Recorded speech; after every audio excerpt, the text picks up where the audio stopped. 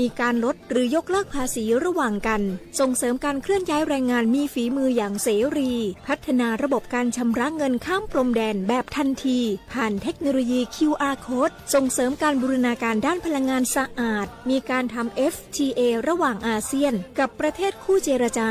ลดอุปสรรคทางการค้าระหว่างอาเซียนกับประเทศคู่เจรจา 5 ประเทศทั้งหมดคือสิ่งที่เกิดขึ้นจากการรวมตัวกันของประชาคมอาเซียนประชาคมแห่งโอกาสปรารถนาดีจากสำนักประชาสัมพันธ์เขต 3 กรมประชาสัมพันธ์บ้านเราอยู่ติดกันขอบรั้วชนกันเป็นบ้านพี่เมืองน้องMPEC 2025 กับ3มิติความเชื่อมโยงอาเซียนภายใต้แผนแม่บทเพื่อความเป็นอันหนึ่งอันเดียวกันของสมาชิกได้แก่การเชื่อมโยงด้านโครงสร้างพื้นฐานการเชื่อมโยงด้านกฎระเบียบและการเชื่อมโยงด้านประชาชนการเชื่อมโยงด้านโครงสร้างพื้นฐานคือการกำหนดโครงสร้างพื้นฐานทางกายภาพภายใต้7ยุทธศาสตร์หลักโดยเฉพาะโครงข่ายคมนาคมการพัฒนาเส้นทางทั้งทางบกทางน้ำและทางอากาศร่วมกันของประเทศสมาชิกอาเซียนและประเทศนอกภูมิภาคการเชื่อมโยงด้านกฎระเบียบคือการเชื่อมโยงข้อตกลงระหว่างประเทศในระดับภูมิภาคการอำนวยความสะดวกในการทำธุรกรรมระหว่างกันให้เกิดความสะดวกมากยิ่งขึ้นการเชื่อมโยงด้านประชาชนคือการส่งเสริมการเรียนรู้ทางสังคมประเพณีและวัฒนธรรมเป็นการประสานและยึดร่วมประชาชนไว้ด้วยกันโดยมีข้อริเริ่มทางการศึกษาวัฒนธรรมและการท่องเที่ยว1วิสัยทัศน์1เอกลักษณ์1ประชาคมปรารถนาดีจากสำนักประชาสัมพันธ์เขต 3 กรมประชาสัมพันธ์นี่คุณลูกสาวฉันเพิ่งเรียนจบอยากทำงานที่นี่คุณช่วยหน่อยสิต้องมาสอบตามระเบียบก่อนนะครับหากลูกสาวคุณสอบผ่านได้งานแน่ๆเลยอย่าว่างั้นนี้เลยนะฉันมีสินน้ำใจมาให้ด้วยคุณรับไว้สิหยุดพฤติกรรมทุจริตส่งผลเสียต่อตนเองสังคมและประเทศชาติคนไทยไม่ทนต่อการทุจริตด้วยความปรารถนาดีจากสำนักประชาสัมพันธ์เขต 3 กรมประชาสัมพันธ์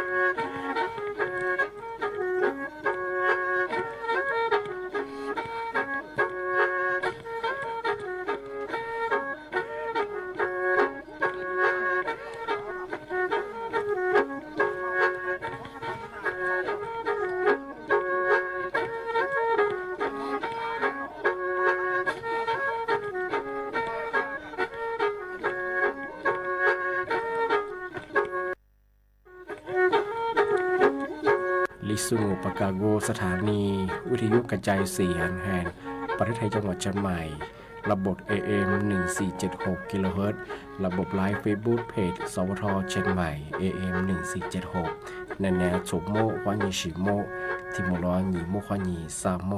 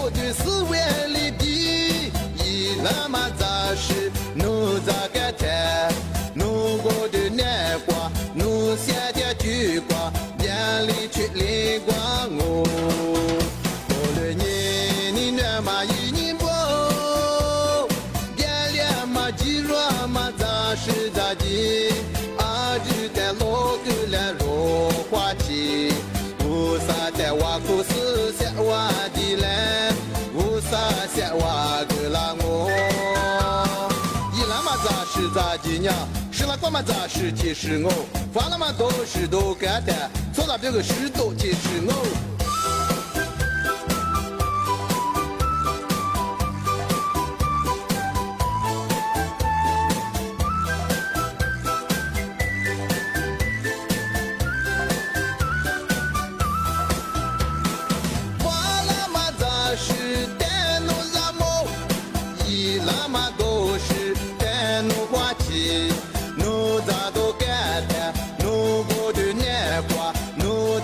啥卷我？我别嘛弄过的4万里地，一那么咋是弄咋个谈？弄过的年花，弄下的菊花，眼里去来光我。过了年你那么一年过，别了嘛几若嘛咋是咋地？啊，就在老个了罗。花期，无啥带我苦思想我的来，无啥想我个啦我。过了年你那么一年过，别了嘛几若嘛咋是咋地，啊就在老个了罗花期，无啥带我苦思想我的来，无啥想我个啦我。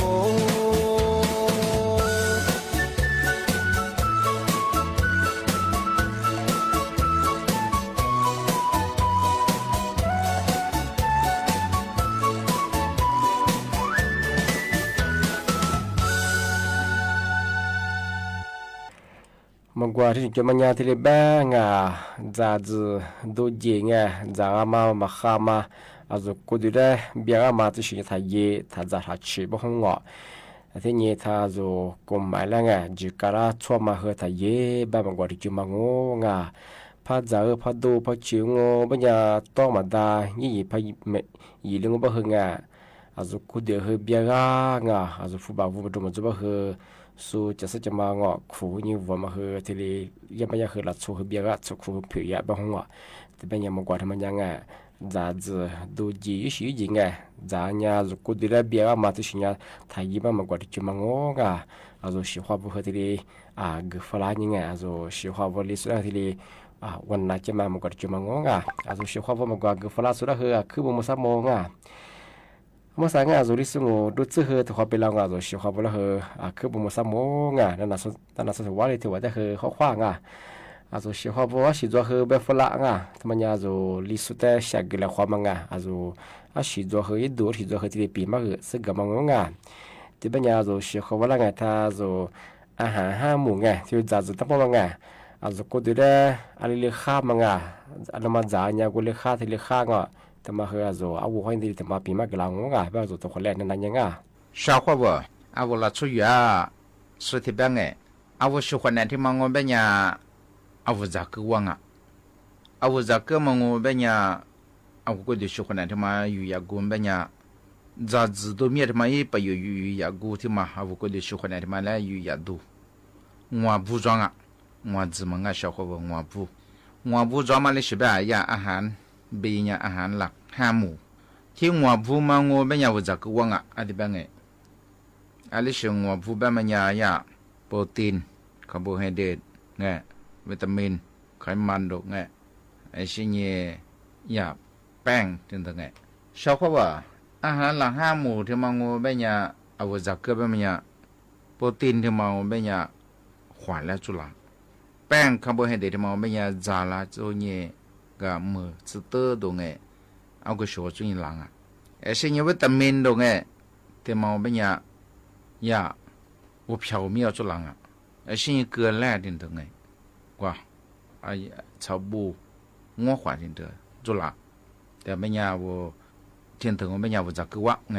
ไขมันดินเถอะไขมันไม่ยาวมาจางไม่ยาวที่มาจาอากาเมียท่าจะสลิกมาค่ะก็ที่มาจาคือมาค่ะเอาไว้ที่จะคือว่าไอ้ที่เนี่ยว่าสุขเนี่ยค่ะว่าเราช่วยสุขก็ข้าไว้แบบมา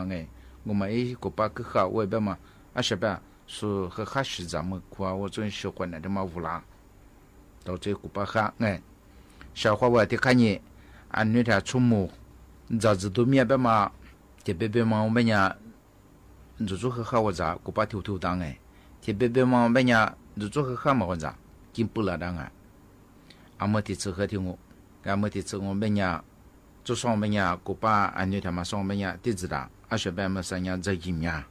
阿说这边小伙我阿我在几天嘛我别呀阿么的吃我别呀一次还嘛他妈呀。一次他妈苗正要我来做刺激嘛是，吃啥的我们呀拿去做一般哎，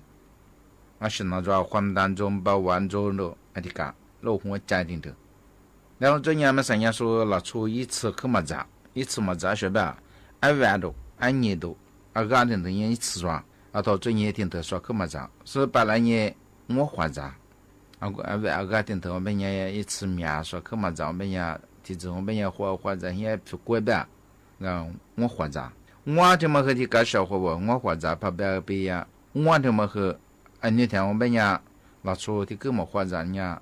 我面路块里的多和我活着，我讲哎，我活他妈然后怎么样，这边呀一次嘛，次呀啊我然后嘛你和这个，哎小伙那个个不啊，小伙我活他妈我们呀么那天我们也的搞我了到就活着我讲哎，啊么的这样没到，咱一小我路块的都一样，我家他别。被点呀，可么木路阿家路夸，阿么啥我老出边么或者啥两个，啊我或者嘛的个入杂别关呀，啊地址来，特别么呀入杂么个，我都那次个，啊都会发一踏入的，特别么呀老不是一个，一复杂，小伙我们呀我他妈拿来拍技术上我们呀，啊我在那让我们呀没理没得给，听你入杂和没理没得给。我别么你白在白么个一夫妇特别的炒饭么个一多一么生活，俺也为了出体验么个，在工大嘛我偏嘛啥了，我都那这个么呀，我咱们嘛我今年嘛怕别拉嘛别拉，今年嘛个习惯啊，一的妈妈和习惯我在工大嘛和习惯了，没了特别，一不那么娘么哎，而且呢我老伯父嘛和听我。啊，我在那么些年，咱们那么些年，要完也受不了。现在都得么还听我，啊，都得么也别笑话我也了都别个到这上哎，我嘛是嘛和我们呀，我说他妈嘛兄哎，一夫妇嘛顾嘛，啊这边么一夫嘛夫别么的说啊，有些的么和没了，啊这刚哎笑话啊这我们呀么啥别呀，我可嘛做别呀，我花咋里呀，啊家路苦啊了，前几花咋我们呀我和花么怎么着哎。对我们要无杂呗，的话呢，啊我铺专业的我无杂的子的嘿，啊我在这是我在小我在嘿，啊小妹我数学到了嘛，到了五啊，这边啊我们中美里啊，啊我学着，我他妈个我学着那什么课，啊我往课做啊这边做啊呗呀，啊也欺负大个呗呀，啊我带来呢也欺负，啊另外个我活着，啊我嘛不过年爱小伙我。跟我他妈和的干小伙吧，我他妈和面是装哎，让我拿来比啊，他妈和我们上拿来比啊，别人家不读，我读我们家一股嘛做，一股自装，我读的嘛我们家一花暖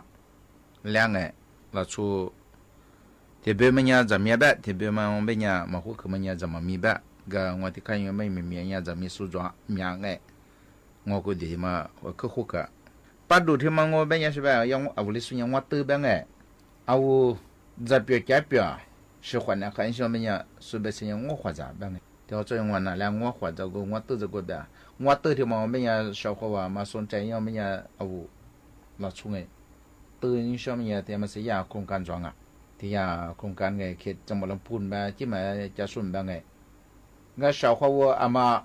我向外天我都嘛个不向我们呀。的多年，啊，我很苦了，说我都嘛个不配么快变人小伙我，啊，我这个嘛但是啊，我很苦爱听，一直也和这个嘛，但是你的这么样，啊，我这个当嘛别个说服和服我嘿，而且每年小伙我，也空干有的没送哎，我学嘛装啊，对嘛，啊，我很苦了，说我服我这个提这提卷哎，啊，我学我是我小伙我学我们呀，啊，我这人学呗一会儿，我和我咋。我铺那边我就五个边铺我哎，俺们小边我都他妈一铺个哈，但是小伙吧，俺们上那印上面呀，个伊所以个许说哎抓哎。我他妈我带了后个边啊，我3年下他对我个子义务说到义务啊，那么说比话说了说我义务带了你，来也得到哎要空干他妈打得到没呀？说个子说话啊，那些说咱们天我了比妈妈去装啊，但没呀小伙我那阿妈后你想我们个要空干上就他妈打对象我们呀个双ใจ人呀得到头那年哎。对吧？นี่เบอร์โทรก็ที่ยา086-911-2450个小伙伴喜欢来看一下我换证一下付我10万一下我去了啥的办哎also aku dah ke bomo samo nga tele bagla nga tama ke kha shi ho nga also ko de shin ne khani shang ma nga za za to nya le ma za wa le ma za ni kha ma nga ati ni ngwa hu za ngwa he also wa wu za nga ati hu pu da shi da he tele wa ma nga tele bagla nya ke bomo samo nga ti ba nya zo shi ho bra he nga ti wa li ti wa nga na na so ti wa da he ke bomo samo nga ti ba nya ma sa zo li sungu do jama yi vela he ji ku lo nga ti ba nya zo ni ne ji ma ke ji nga also di sungu nya thì nhiều đó ngà một cái gì này là gì, như vậy là người nhà sử dụng bữa hoa nhì hệ cho ngỗng ngà, thì bây giờ rồi sẽ có bao hơi thắt xa để là tiếng ngỗng ngà hoa hoa, สวัสดีครับ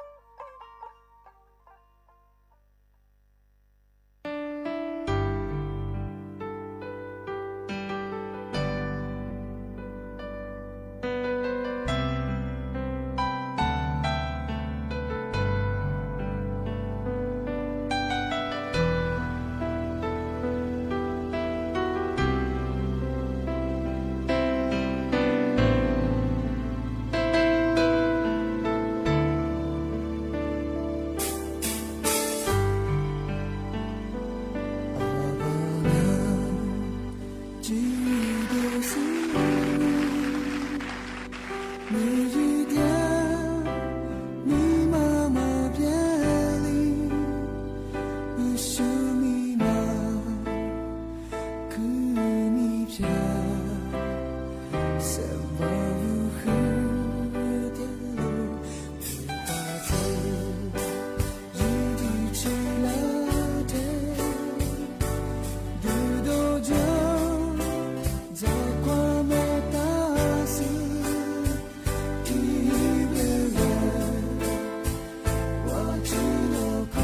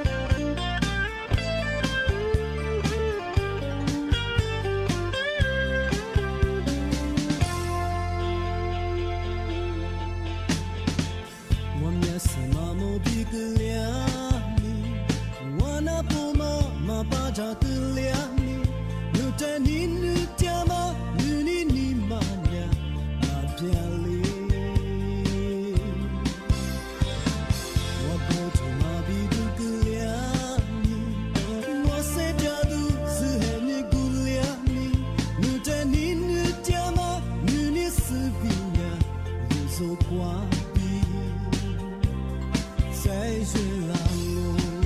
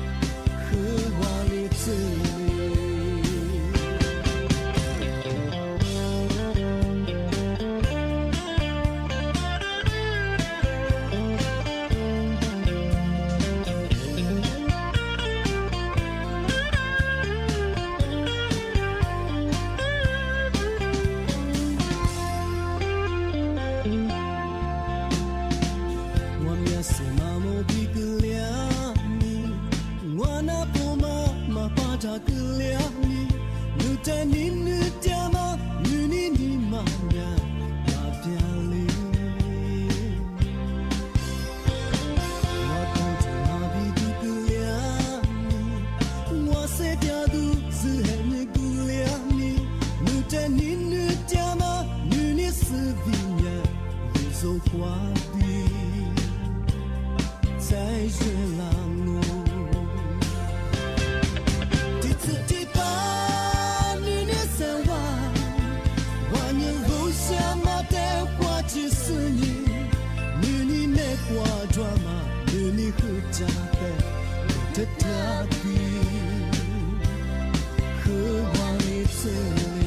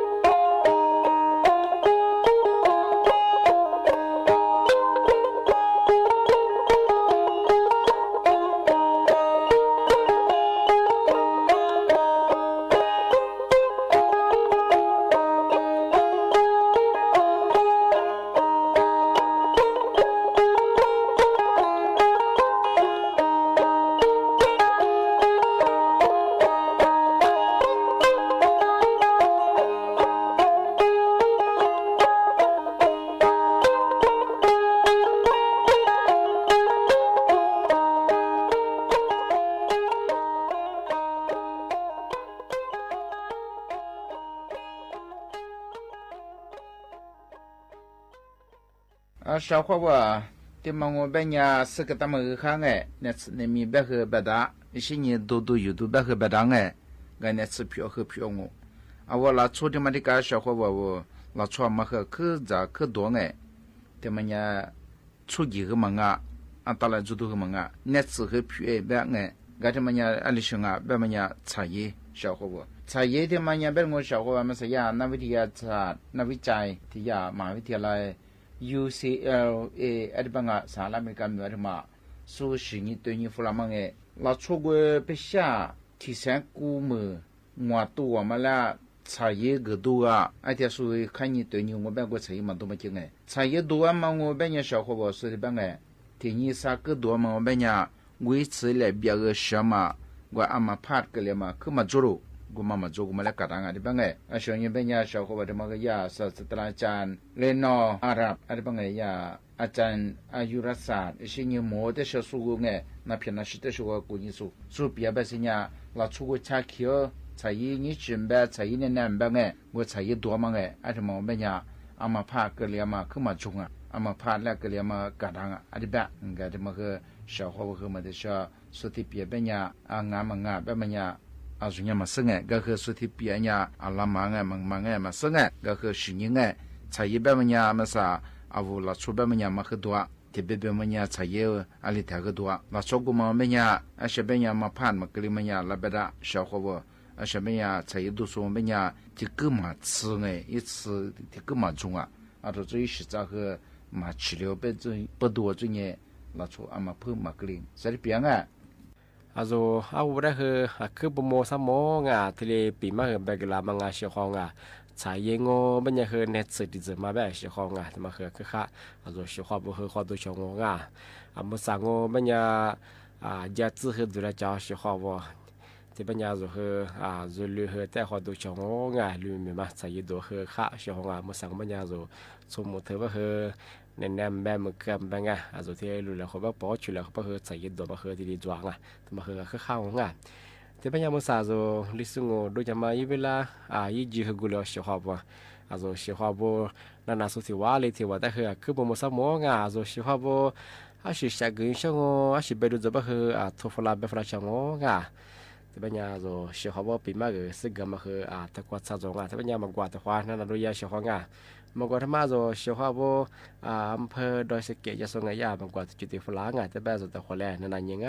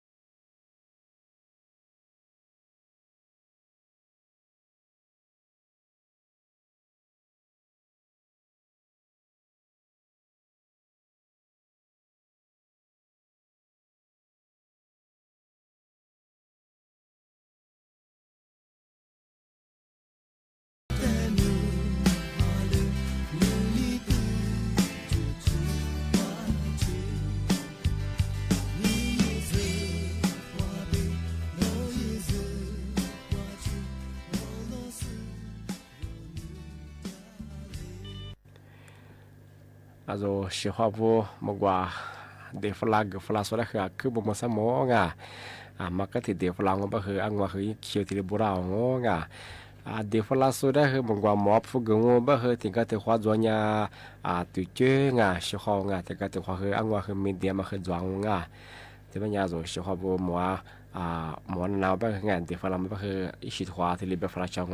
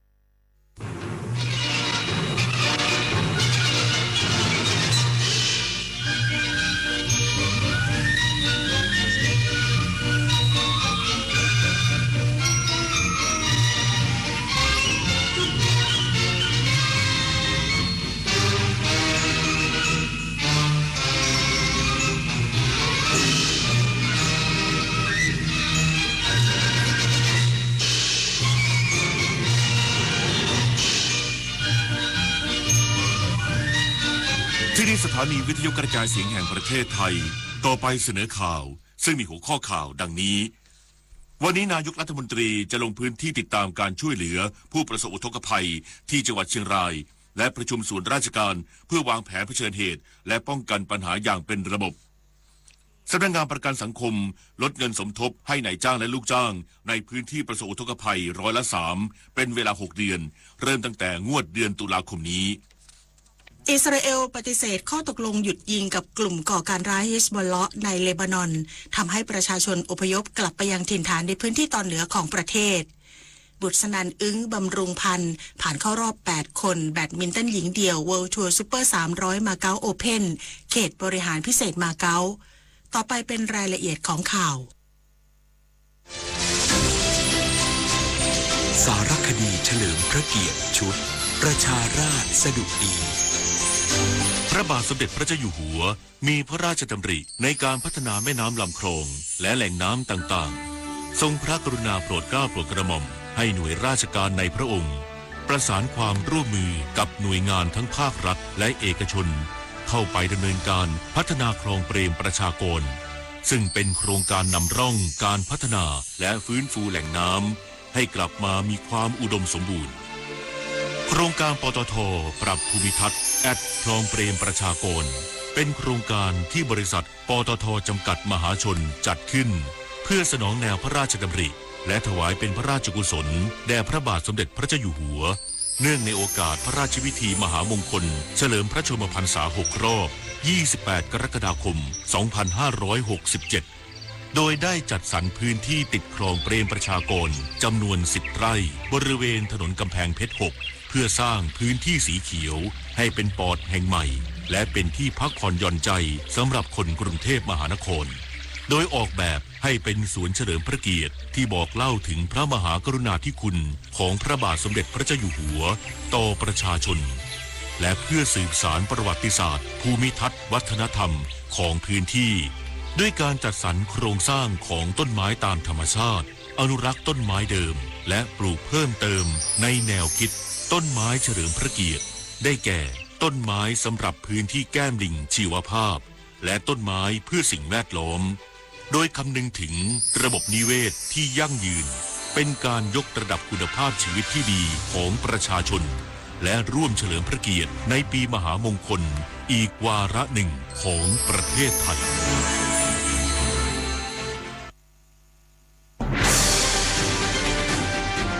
ช่วงเกาะติดสถานการณ์น้ำท่วมวันนี้นายกรัฐมนตรีจะลงพื้นที่ติดตามการช่วยเหลือผู้ประสบอุทกภัยที่จังหวัดเชียงรายและประชุมส่วนราชการเพื่อวางแผนเผชิญเหตุและป้องกันปัญหาอย่างเป็นระบบนายจิรายุห่วงทรัพย์ที่ปรึกษาของนายกรัฐมนตรีเปิดเผยว่าวันนี้นางสาวแพทองธารชินวัตรนายกรัฐมนตรีพร้อมรองนายกรัฐมนตรีและรัฐมนตรีที่เป็นกรรมการสปช.จะเดินทางไปที่จังหวัดเชียงรายและเชียงใหม่เพื่อติดตามการช่วยเหลือประชาชนพร้อมประชุมร่วมกับหัวหน้าส่วนราชการส่วนท้องถิ่นผู้แทนภาคส่วนต่างๆในพื้นที่เพื่อกำหนดทิศทางและหาข้อสรุปนำมาเขียนเป็นแผนยุทธศาสตร์รับมือกับการเกิดอุทกภัยและวาตภัยของประเทศอีกครั้งโดยนายกรัฐมนตรีพร้อมคณะจะพักค้างคืนที่จังหวัดเชียงรายและเดินทางต่อไปยังพื้นที่ประสบอุทกภัยในจังหวัดเชียงใหม่พบประชาชนเพื่อรับฟังปัญหา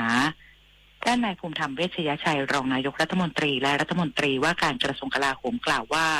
ขณะนี้หน่วยราชการทุกหน่วยได้ระดมเครื่องมืออุปกรณ์ทำความสะอาดฟื้นฟูพื้นที่ในจังหวัดเชียงรายซึ่งมีโคลนทับถมสูง 1-2 เมตรต้องใช้กำลังพลประมาณ30 นายขณะนี้มีอาสาสมัครจากปภ.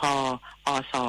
ทหารและนักโทษชั้นดีจากกรมราชทัณฑ์เข้าไปช่วยเหลือโดยให้เร่งทำความสะอาดถนนใหญ่ให้เสร็จก่อนแล้วค่อยดำเนินการในซอยต่างๆและบ้านเรือนประชาชน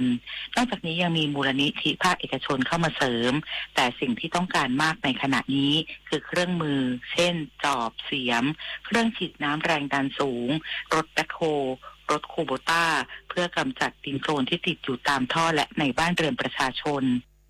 สิ่งที่สำคัญอันหนึ่งก็คือเราอยากให้ทุกเรื่องทุกฝ่ายให้จดบันทึกเป็นบทเรียนไว้เพราะเราเตรียมต้องเผชิญกับสภาวะของการเปลี่ยนแปลงทางอากาศแบบนี้วาตภัยและดินโคลนถล่มแบบนี้ทั้งใหม่ในลักษณะนี้ต่อไป เราเชื่อว่าตรงนี้มันจะเป็นปัญหาใหญ่คือเราต้องเตรียมรองรับ ส่วนการจ่ายเงินเยียวยาผู้ประสบภัยนายภูมิธรรมกล่าวว่าหลังจากนายกรัฐมนตรีลงพื้นที่จะสั่งการให้เป็นรูปธรรมมากขึ้นสำหรับเงินช่วยเหลือที่คณะรัฐมนตรีอนุมัติกว่า 3,000 ล้านบาทขณะนี้ได้โอนไปให้ปภ.แล้วแต่ยังติดขัดเรื่องกฎระเบียบซึ่งจะลดขั้นตอนจาก30วันให้เหลือ5วันเบื้องต้นจะจ่ายให้ครอบครัวละ 5,000 บาทและจะเร่งรัดดำเนินการให้เร็วที่สุดผลิตนาฏขวัญแสนสุขรายงานกรมป้องกันและบรรเทาสาธารณภัยประสาน10จังหวัดภาคกลางและกรุงเทพมหานครเตรียมรับมือผลกระทบจากระดับน้ำเจ้าพระยาที่สูงขึ้นตั้งแต่วันพรุ่งนี้นายชัยวัฒน์จุนถิรพงศ์อธิบดีกรมป้องกันและบรรเทาสาธารณภัยหรือปภ.เปิดเผยว่าจากการคาดการณ์ปริมาณน้ำ 1-7 วันข้างหน้าปริมาณน้ำที่ไหลผ่านสถานี C2 จังหวัดนครสวรรค์จะอยู่ที่ 2,000 ถึง 2,100 ลูกบาศก์เมตรต่อวินาทีเมื่อรวมกับปริมาณน้ำจากแม่น้ำสแกกรังอีกประมาณ100ลูกบาศก์เมตรต่อวินาทีจะทำให้ปริมาณน้ำที่เหนือเขื่อนเจ้าพระยาอยู่ที่ 2,350 ลูกบาศก์เมตรต่อวินาทีกรมชลประทานจึงจำเป็นต้องระบายน้ำผ่านท้ายเขื่อนเจ้าพระยาในอัตราไม่เกิน 2,000 ลูกบาศก์เมตรต่อวินาทีซึ่งจะส่งผลให้ระดับน้ำพื้นที่ริมตลิ่งสูงขึ้นอีก 1-1.5 เมตรกระทบต่อพื้นที่ลุ่มต่ำนอกคันกั้นน้ำบริเวณคลองโผงเพงจังหวัดอ่างทองคลองบางบานและตำบลหัวเวียงอำเภอเสนาตำบลลาดชิดท่าดินแดงอำเภอผักไห่จังหวัดพระนครศรีอยุธยาตั้งแต่วันที่28กันยายนนี้เป็นต้นไปทางนี้กรมป้องกันและบรรเทาสาธารณภัยได้ประสาน10จังหวัดภาคกลางได้แก่อุทัยธานีชัยนาทสิงห์บุรีอ่างทองสุพรรณบุรีพระนครศรีอยุธยาลพบุรีปทุมธานีนนทบุรีและสมุทรปราการรวมถึงกรุงเทพมหานครเฝ้าระวังสถานการณ์ระดับน้ำในแม่น้ำเจ้าพระยาโดยจัดเจ้าหน้าที่ติดตามเฝ้าระวังอย่างใกล้ชิดพร้อมประชาสัมพันธ์แจ้งเตือนประชาชนให้เตรียมพร้อมรับมืออัพทวีศรีวิบูลย์รายงานสำนักงานประกันสังคมลดเงินสมทบให้นายจ้างและลูกจ้างในพื้นที่ประสบอุทกภัย3%เป็นเวลา6เดือนเริ่มตั้งแต่งวดเดือนตุลาคมนี้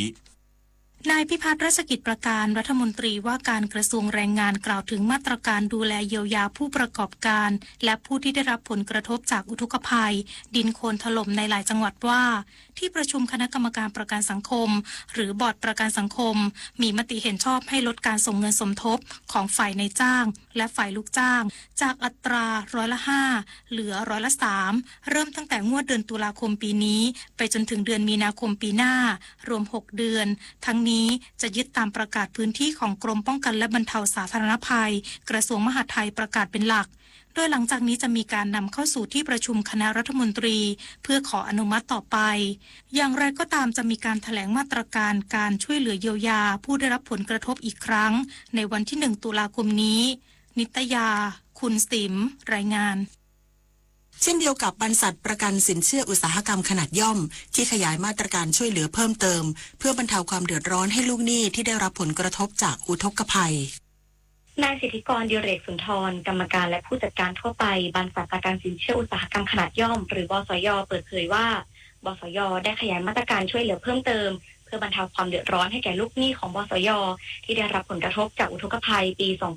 2567 ตามประกาศของกรมป้องกันและบรรเทาสาธารณภัยโดยขยายเวลาพักชำระค่างวดจ่ายหนี้เป็น6เดือนจากเดิม3เดือนพร้อมขยายระยะเวลารับคำขอตั้งแต่วันที่ได้รับการอนุมัติถึง31ตุลาคม 2567 สำหรับ SME ลูกหนี้บสย.ที่อยู่ในระหว่างผ่อนชำระตามแผนปรับโครงสร้างหนี้และไม่ผิดนัดชำระหนี้นอกจากนี้ยังได้ส่งเจ้าหน้าที่ลงพื้นที่ให้คำปรึกษาแก่ผู้ประกอบการ SME ที่ได้รับผลกระทบจากอุทกภัยเพื่อให้คำแนะนำในการพลิกฟื้นธุรกิจหลังน้ำลดอีกด้วยสำหรับผู้ประกอบการ SME ลูกหนี้บสย.ที่อยู่ในพื้นที่ประสบอุทกภัยสามารถปรึกษาหรือสอบถามข้อมูลเพิ่มเติมได้ที่บสย. Call Center โทร 02-890-9999 พัชรานันตั้งไพบูลย์รายงานไทยและจีนยกระดับความร่วมมือทางการค้าการลงทุนพร้อมเร่งแก้ปัญหาสินค้าไม่ได้มาตรฐาน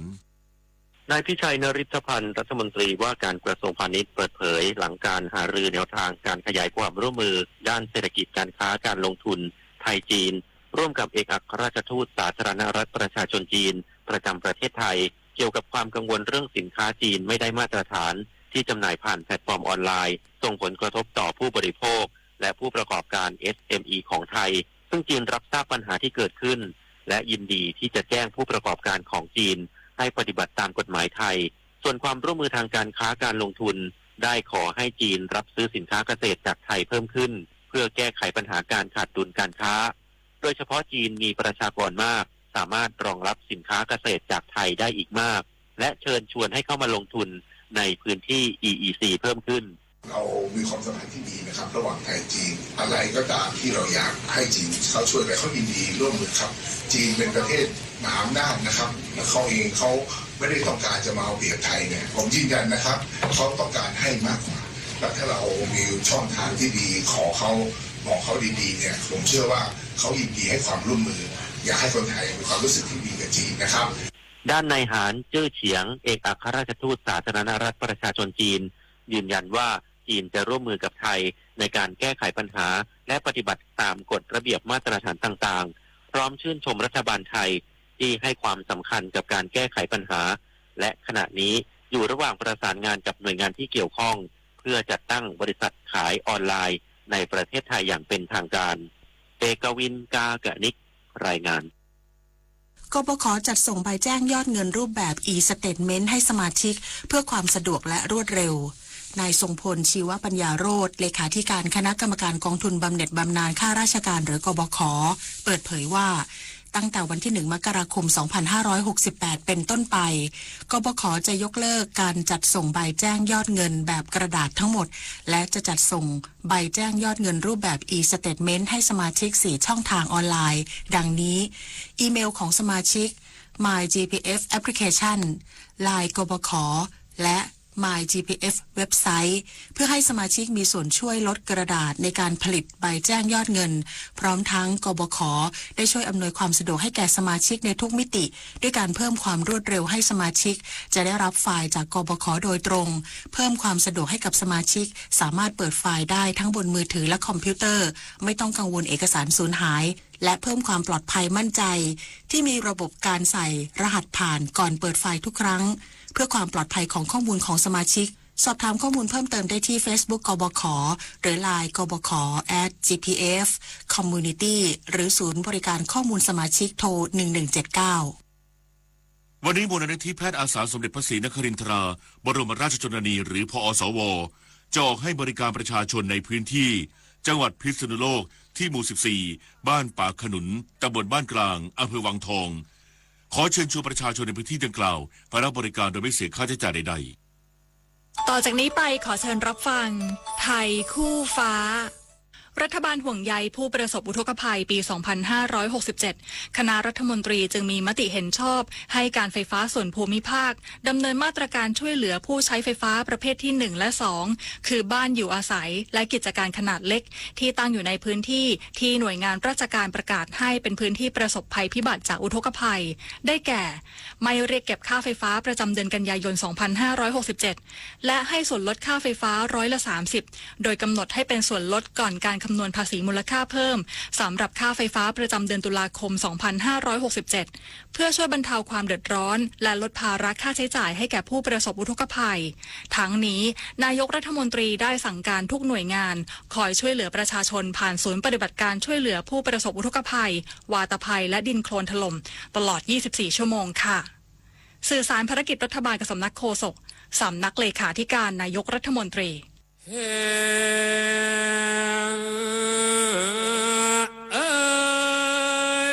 เนื่องในโอกาสพระราชพิธีมหามงคลเฉลิมพระชนมพรรษา6 รอบ 28 กรกฎาคม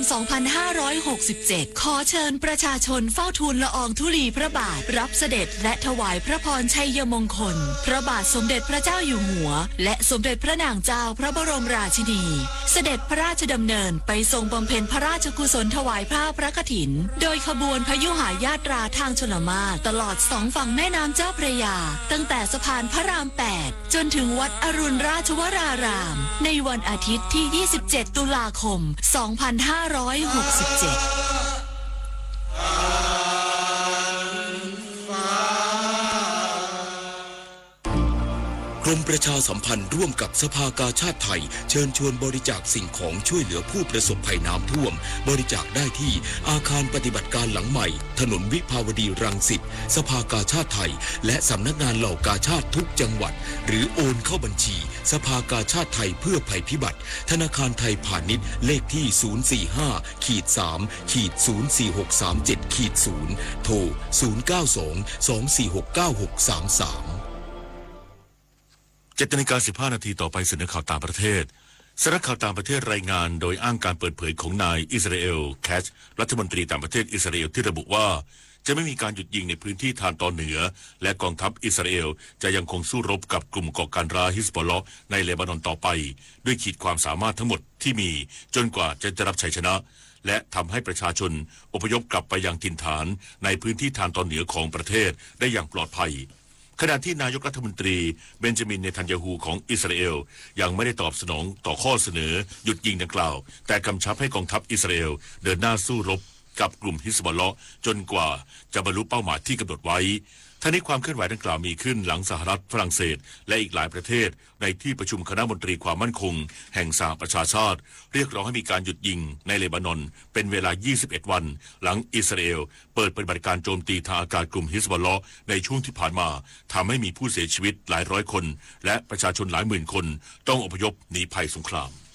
ประธานาธิบดีโจไบเดนผู้นำสหรัฐประกาศความช่วยเหลือด้านความมั่นคงชุดใหม่แก่ยูเครนมูลค่า 8,000 ล้านดอลลาร์สหรัฐหรือประมาณ 259,000 ล้านบาทซึ่งประกอบด้วยระเบิดร่อนนำวิถีจากอากาศสู่พื้นดินระบบป้องกันภัยทางอากาศระบบอากาศยานไร้คนขับรวมทั้งการเสริมสร้างความแข็งแกร่งให้กับอุตสาหกรรมป้องกันประเทศของยูเครนและการสนับสนุนด้านการบำรุงรักษายุทโธปกรณ์ประธานาธิบดีไบเดนยังเน้นย้ำว่าการเพิ่มความช่วยเหลือด้านความมั่นคงแก่ยูเครนรวมถึงการเพิ่มความช่วยเหลืออีกหลายๆด้านจะช่วยให้ยูเครนเป็นฝ่ายชนะในการทำสงครามกับรัสเซีย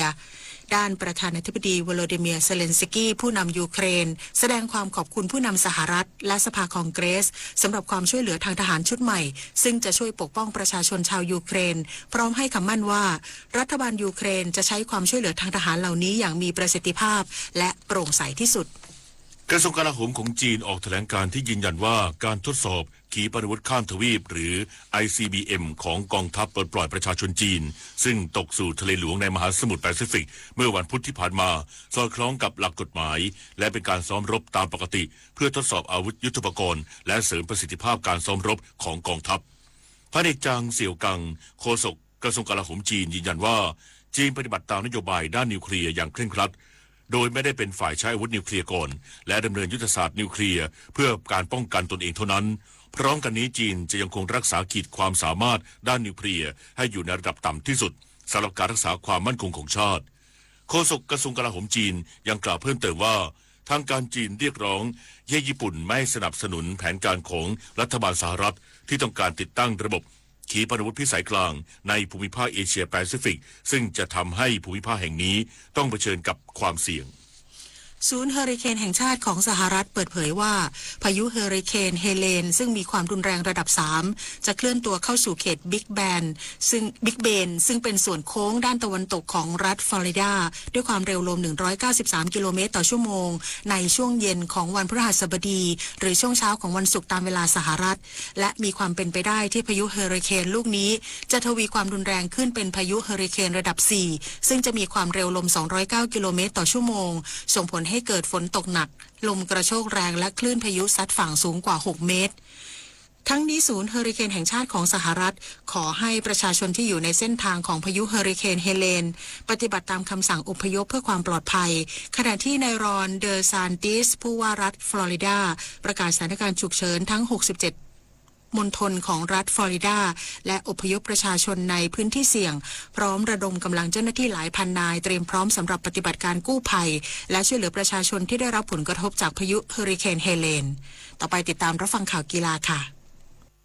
เริ่มกันที่การแข่งขันฟุตบอลชิงแชมป์สโมสรอาเซียนกลุ่ม B นัดที่2บุรีรัมย์ยูไนเต็ดที่แพ้ในเกมแรกเปิดบ้านชนะคาย่าอิลอยโรจากฟิลิปปินส์7-0บุรีรัมย์มี3แต้มจาก2นัดต่อไปพบบอร์เนียวจากอินโดนีเซียวันที่9มกราคมปีหน้าต่อกันที่การแข่งขันฟุตบอลยูโรปาลีกรอบลีกเฟส ท็อตแนมฮอตสเปอร์ประเดิมสนามเปิดบ้านชนะคาราบักจากอาเซอร์ไบจาน3-0ผลคู่อื่นเฟเนร์บัเช่ชนะแซงแอนลัว2-1มันโม่แพ้เรนเจอร์0-2อาแจกชนะเบซิตัก4-0บราก้าชนะมักกะบี้เทโอวีฟ2-1แฟรงก์เฟิร์ตเสมอวิกตอเรียเพลเซน3-3ลียงชนะโอลิเปียกอส2-0โรม่าเสมอแอตเลติกบินบา 1-1สเตโอบูคาเรสต์ชนะลิก้า4-1ขณะที่ลาลิก้าสเปนแอตเลติโกมาดริดบุกชนะเซลตาบิโก้1-0ขณะที่เอสปันยอนแพ้บิโอริล1-2ลาสพันมัสเสมอลิวเบอร์ติส1-1ทางด้านการแข่งขันแบดมินตัน SFPC BWF World Tour Super 300รายการแซนไชน่าลิมิเต็ดมาเก๊าโอเพ่นที่เขตบริหารพิเศษมาเก๊าเป็นการแข่งขันในรอบ16คนหญิงเดี่ยวครีมบุษนันท์อึ้งบำรุงพันธ์มือ11ของโลกชนะไต้หวังมือควอลิฟายจากสาธารณรัฐประชาชนจีน2-0เกม21-17และ22-20ผ่านเข้าสู่รอบ8คนไปคบกับฟังเจียมือ32ของโลกจากสาธารณรัฐประชาชนจีนต่อกันที่สมาคมกีฬากอล์ฟอาชีพจัดการแข่งขันสิงห์ SAT Thailand PGA Master ชิงเงินรางวัลรวม4ล้านบาทที่สนามสิงห์ปาร์คขอนแก่นกอล์ฟคลับโดยผู้ชนะได้รับเงินรางวัล 480,000 บาทกิติพรชวพงศ์ทำเพิ่ม3อันเดอร์สกอร์รวม11อันเดอร์พาเป็นผู้นำเดียวขณะที่ชนเจริญบารมีธนเศรษฐ์ทำ6อันเดอร์รวมสกอร์9อันเดอร์พาเท่ากับจอเช็ดอูจากเมียนมาตามหลังผู้นำ2สโตรกเหลือ2วันสมาคมกีฬาจักรยานแห่งประเทศไทยส่งนักปั่นถนนชายหญิงออกไปลุยศึก3รายการใหญ่ที่ประเทศมาเลเซียและที่สาธารณรัฐประชาชนจีนส่งท้ายฤดูกาลนำโดยธนาคารชัยสมบัตินักปั่นโอลิมปิกปารีสเกมไปร่วมชิงชัยจากจักรยานทางไกลเลอทัวร์ลังกาวี2024ที่ประเทศมาเลเซียวันที่29กันยายนถึง6ตุลาคมซึ่งจะได้ปะทะนักกีฬาฝีมือดีระดับอาชีพชั้นนำของโลกขณะที่ทีมหญิง Thailand Women Cycling นำโดยเพชรดาลินสมราชไปร่วมแข่งขันทัวร์ออฟจงหมิงไอแลนด์วันที่ 15-17 ตุลาคมต่อด้วยทัวร์ออฟกวางสีวันที่ 20 ตุลาคมที่สาธารณรัฐประชาชนจีนทั้งนี้เพื่อเป็นการเตรียมความพร้อมระยะยาวทั้ง4เกมครั้งที่33ที่ไทยเป็นเจ้าภาพเอเชียนเกมครั้งที่20ที่ประเทศญี่ปุ่นรวมถึงโอลิมปิกเกม2028ที่สหรัฐอเมริกาพงษ์เกษมสมสุขรายงานต่อไปรับฟังพยากรณ์อากาศค่ะพยากรณ์อากาศ24ชั่วโมงข้างหน้าลมตะวันออกเฉียงใต้พัดปกคลุมภาคเหนือตอนล่างภาคตะวันออกเฉียงเหนือตอนล่างภาคกลางภาคตะวันออกและอ่าวไทยในขณะที่มรสุมตะวันตกเฉียงใต้พัดปกคลุมทะเลอันดามันตอนบนลักษณะเช่นนี้ทำให้มีฝนตกหนักบางแห่งบริเวณภาคเหนือภาคตะวันออกเฉียงเหนือตอนล่างภาคกลางรวมทั้งกรุงเทพมหานครและปริมณฑลภาคตะวันออกและภาคใต้ขอให้ประชาชนในบริเวณดังกล่าวระวังอันตรายจากฝนตกหนักและฝนที่ตกสะสมซึ่งอาจทำให้เกิดน้ำท่วมฉับพลันและน้ำป่าไหลหลากโดยเฉพาะพื้นที่ลาดเชิงเขาใกล้ทางน้ำไหลผ่านและพื้นที่ลุ่มสำหรับพยากรณ์อากาศตั้งแต่เช้าวันนี้จนถึงเช้าวันพรุ่งนี้ภาคเหนือมีฝนฟ้าคะนอง140ของพื้นที่และมีฝนตกหนักบางแห่งบริเวณจังหวัดแม่ฮ่องสอนเชียงใหม่ลำพูนลำปางแพร่ตากและกำแพงเพชรภาคตะวันออกเฉียงเหนือมีฝนฟ้าคะนอง140ของพื้นที่และมีฝนตกหนักบางแห่งบริเวณจังหวัดนครราชสีมาสุรินทร์ศรีสะเกษและอุบลราชธานี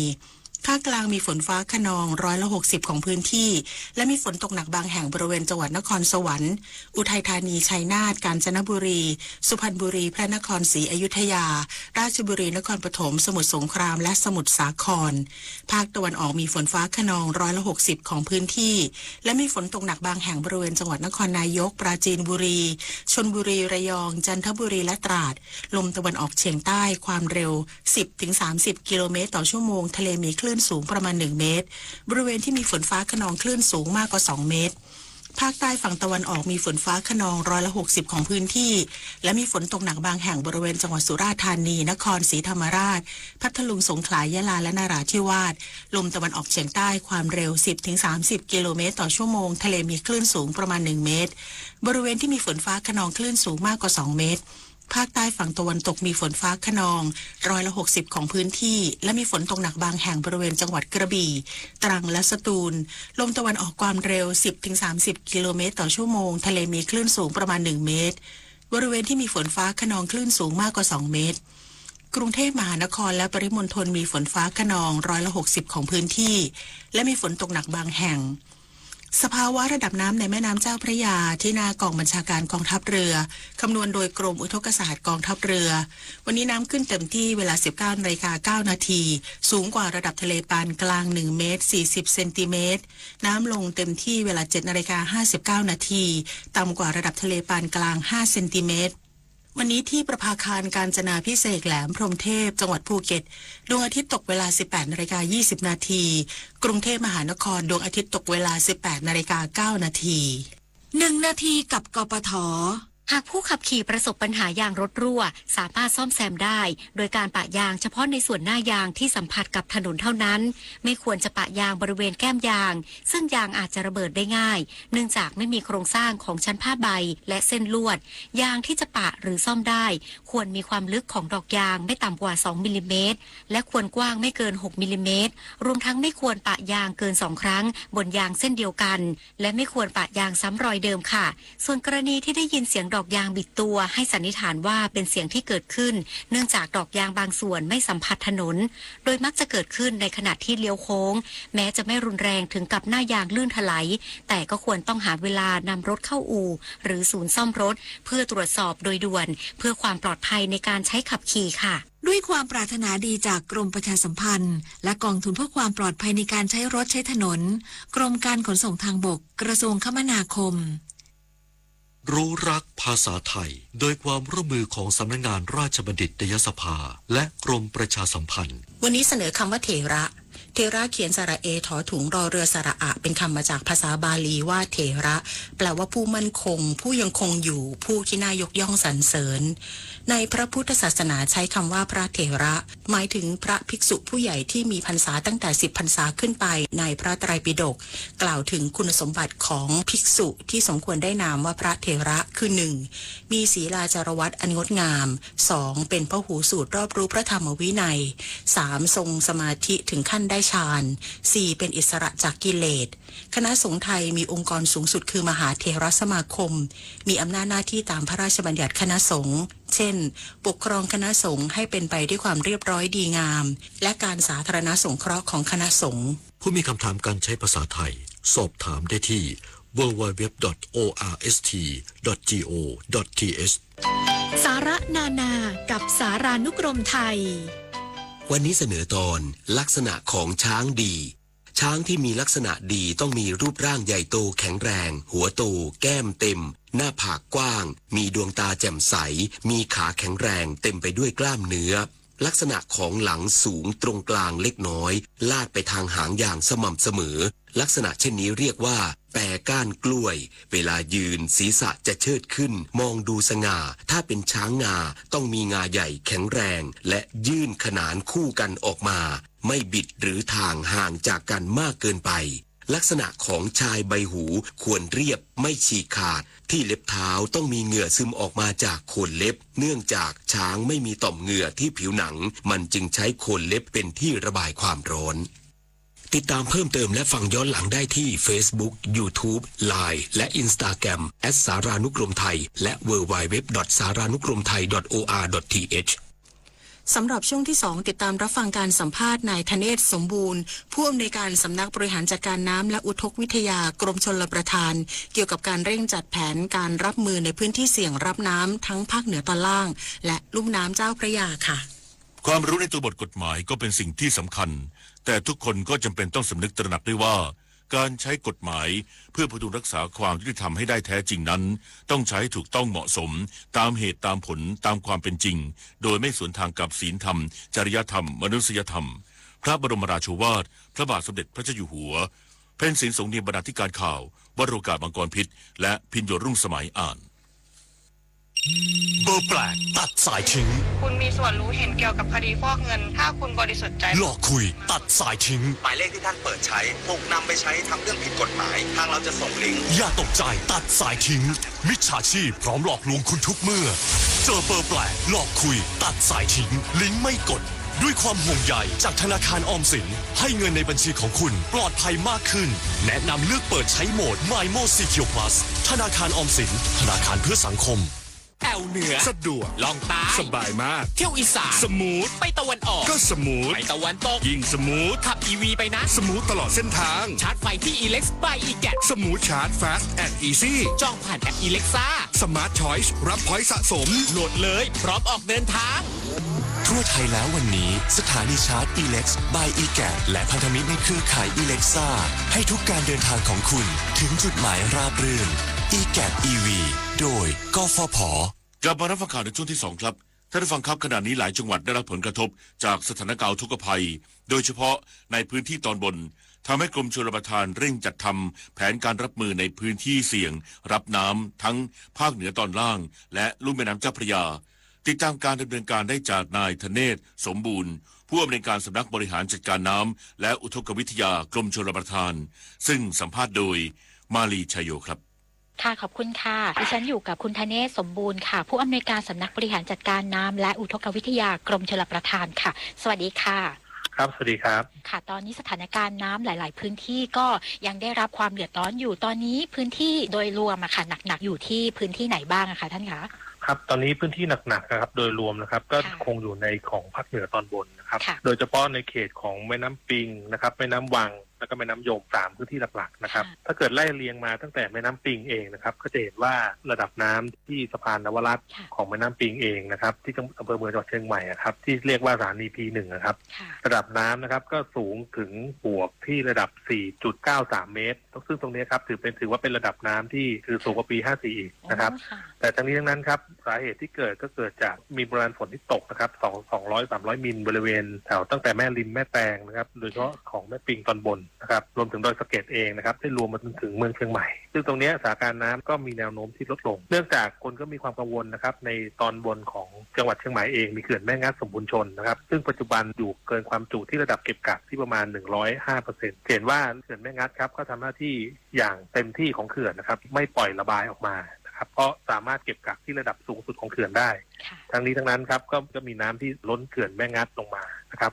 ซึ่งปริมาณน้ำดังกล่าวนะครับถือว่าเป็นการเทของเขื่อนไว้เต็มศักยภาพปริมาณน้ำที่ล้นมาสมทบที่ตัวเมืองเชียงใหม่ซึ่งมองแล้วเนี่ยครับพีคสูงสุดเนี่ยมันเกิดขึ้นไปแล้วนะครับพอน้ำที่ล้นจากเขื่อนมาเนี่ย